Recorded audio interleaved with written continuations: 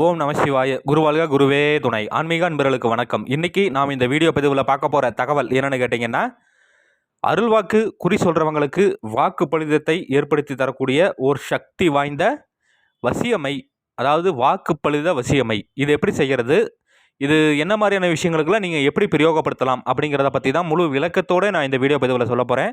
நீங்கள் இந்த வீடியோ பார்க்குறதுக்கு முன்னாடி நம்மளுடைய யூடியூப் சேனல் ஸ்ரீ வேத சிவசக்தி சாயி யூடியூப் சேனலை சப்ஸ்கிரைப் பண்ணாதவங்க பண்ணிக்கங்க. அப்படியே பக்கத்தில் இருக்கக்கூடிய பெல் ஐக்கான் பட்டனையுமே கிளிக் பண்ணிக்கங்க. சரி, வாங்க என்ற வீடியோ பதிவுக்குள்ளே போகலாம். அதாவது இந்த மை என்ன மாதிரியான விஷயங்களுக்குலாம் நீங்கள் எப்படி பிரயோகப்படுத்தலாம்னு சொல்லி கேட்டிங்கன்னா, இப்போ ஒரு சிலர்லாம் கேட்குறாங்க, சாமி இந்த மாதிரி முதல்ல நல்ல ஒரு வாக்கு பலிதத்தை கொடுத்துட்டு இருந்தது சாமி, பார்த்தீங்கன்னா ஒரு விஷயத்த சொன்னோம் அப்படின்னு சொன்னோம்னா அது அப்போவே நல்ல ஒரு துல்லியமான வெற்றியை கொடுத்துருந்தது சாமி. இப்போ பார்த்தீங்கன்னா அந்த வாக்கு சரியான முறையில் வரமாட்டேங்குது. ரெண்டாவது அந்த வாக்கு பலித ஆற்றல் அந்த சக்தி ஓட்டம் ரொம்பவுமே கம்மியாயிருச்சு சாமி. இப்போ இதுக்கு என்ன சாமி பண்ணுறது அப்படின்னு சொல்லி நிறைய பேர் கேட்குறீங்க. அதாவது என்னென்னு கேட்டிங்கன்னா, ஒரு தெய்வத்தையோ இல்லை ஒரு தேவதையோ நீங்கள் சரியான முறையில் உபாசனை எடுத்து வச்சுருந்தீங்க அப்படின்னு சொன்னால் அது நல்ல ஒரு வாக்கு பலத்தை உங்களுக்கு ஏற்படுத்தி கொடுக்கும். சரிங்களா? அப்படி இல்லை அப்படிங்கிற பட்சத்தில் இது என்னென்னு கேட்டிங்கன்னா மை பிரயோகம். இந்த மாதிரி மை பிரயோகத்தை போட்டு இந்த மையை சிறிதளவு நான் சொல்லக்கூடிய முறையில் பிரயோகப்படுத்திட்டு வரீங்க அப்படிங்கிற பட்சத்தில் நல்ல ஒரு அற்புதமான வாக்கு பலிதத்தை ஏற்படுத்தி கொடுக்கும். ரெண்டாவது உங்களுக்கு வேண்டாத ஆட்கள் இருப்பாங்க இல்லையா, உங்களுக்கு வேண்டாத எதிரிகள் ஏதாவது ஒரு வேலைப்பாடுகள் செய்தாலுமே இதற்கு முன்னாடி அதுக்கு உண்டான சரியான முறையில் வேலை இதாகாது. சரிங்களா? ஆஃப் பண்ணி கொடுத்துரும். அது அந்த அளவுக்கு நல்ல ஒரு சக்தியானதாக இது வேலை செய்யும். இது எப்படி பண்ணணும் என்ன ஏது அப்படின்னு சொல்லி பார்த்தோம்னா, இது செய்கிறதுக்கு ஏற்ற நாள் எப்போ அப்படின்னு சொல்லி கேட்டிங்கன்னா, அமாவாசை நாள் அன்றைக்கி இது நீங்கள் செய்கிற மாதிரி இருக்கும். அப்படி இல்லை அப்படின்னாக்க நீங்கள் சூரிய கிரகணம் சந்திர கிரகணம் இந்த மாதிரி நாள் வருது இல்லைங்களா, அப்போ நீங்கள் செஞ்சீங்கன்னா நல்ல ஒரு சிறப்பாகவே இருக்கும். சரிங்களா? அப்போ என்ன பண்ணணும் அப்படின்னு சொல்லி கேட்டிங்கன்னா, நீங்கள் முதல்ல கீழாநெல்லி மூலிகை, அதுக்கப்புறம் தூதுவளை, அழிஞ்சி விதை, அஞ்சனக்கல், சிறுநாகப்பூவு, பசலி இலை, கல்நாறு, இது எல்லாத்தையும் முறையாக சேகரித்து முறையாக சுத்தி பண்ணிக்கிறீங்க. சரிங்களா? முறையாக சுத்தி பண்ணி இதே ஒரு ஆணைக்கன் பட்ட சட்டிக்குள்ளே வச்சு முறையாக இதற்கு கூட என்னென்னு கேட்டிங்கன்னா, எலுமிச்சம்பழ சாறு சிறிதளவு விட்டுக்கணும். சிறிதளவு விட்டுட்டு முறையாக இதற்கு மேலே இன்னொரு ஆணைக்கன் பட்ட சட்டியை வச்சு முறையாக குளித்தைலம் இருக்கணும். குளித்தைலம் எப்படி இருக்கணுங்கிறது நான் ஒரு நாளைக்கு லைவ் வீடியோவில் காட்டுறேன். இப்போதைக்கு இப்படியான விஷயம் இருக்குங்கிறது தெரிஞ்சுக்குங்க. சரிங்களா?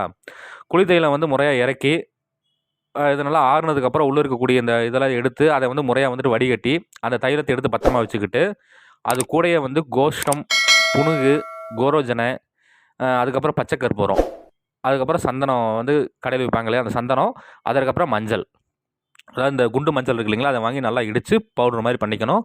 பவுட்ரு மாதிரி செய்து அதையும் அது கூடயே கலந்துக்கிறீங்க. கலந்துக்கிட்டு முறையாக இது கூடயே என்னென்னு கேட்டிங்கன்னா, நல்ல ஒரு தர்ப்பை இருக்குது இல்லைங்களா, தர்ப்பையை முறையாக பச்சை கற்பூரமாக வச்சு எரித்து அந்த சாம்பலையும் அது கூட நல்லா கலக்கி முறையாக கல்வத்தில் வச்சு நல்லா 2 ஜாமம் நல்லா அரைக்கணும்.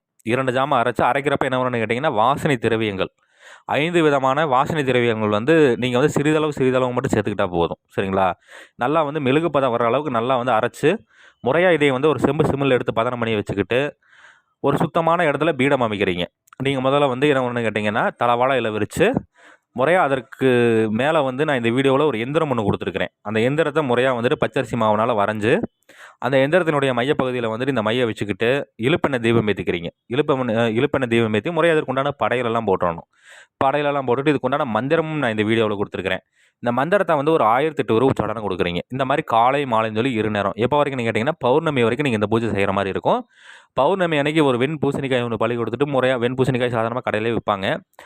நீங்கள் காசு கொடுத்து கூட வாங்கிக்கலாம். சரிங்களா? அந்த மாதிரி வாங்கிக்கிட்டு முறையாக ஒரு வெண் பூசணிக்காய் ஒன்று பழி கொடுத்துட்டு முறையாக அந்த மையை எடுத்து வச்சுக்கிட்டு தேவைப்படும் பொழுது எப்போவெல்லாம் அருள்வாக்கு குறி சொல்கிறீங்களோ, அருள்வாக்கு குறி ஒரு சிலர் செவ்வாய்க்கிழமை சொல்லுவாங்க, ஒரு சிலர் வெள்ளிக்கிழமை, இல்லைன்னா அமாவாசை பௌர்ணமிக்கு இப்படிலாம் சொல்லுவாங்க. ஒரு சிலர் தினமுமே சொல்கிற ஆட்கள்லாம் இருக்காங்க. இப்போ உங்களுக்கு எப்போவெல்லாம் தேவையோ இந்த மந்திரத்தை ஒரு 21 தடவை சொல்லிவிட்டு உங்களுடைய நெத்தியிலையும் உச்சந்தலையிலையும் சிறிதளவு வச்சுக்கிட்டு அந்த ஒரு வாக்கு சொல்ல ஆரம்பிக்கிறப்ப என்னாகுன்னு சொல்லி கேட்டிங்கன்னா, வாக்கு துல்லியமாக ஓடும். ரெண்டாவது வாக்கு பலிதத்தை நல்ல ஒரு அற்புதமாக ஏற்படுத்தி கொடுக்கும். சரி நண்பர்களே, இதை நீங்கள் முறையாக தக்கன குருமார்கிட்ட ஆலோசனை பண்ணிவிட்டு செஞ்சு பலனடைஞ்சு பாருங்கள். நன்றி. மீண்டும் வேறு ஒரு நல்ல தகவல் கொண்ட வீடியோவில் உங்களை சந்திக்கிறேன்.